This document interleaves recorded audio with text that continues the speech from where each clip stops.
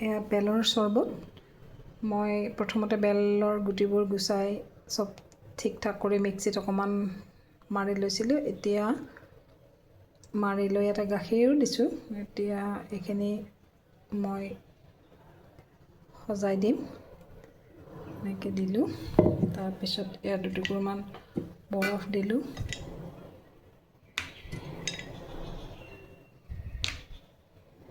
ঠাণ্ডাটো খাব ভালেই লাগে।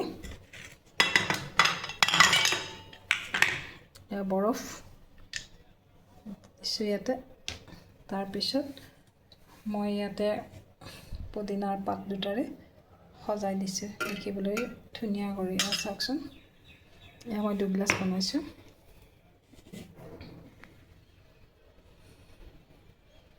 এইটো বহুত হেল্ডি হয়, সহজতে পোৱা হয়, আমাৰ ঘৰতে থাকে।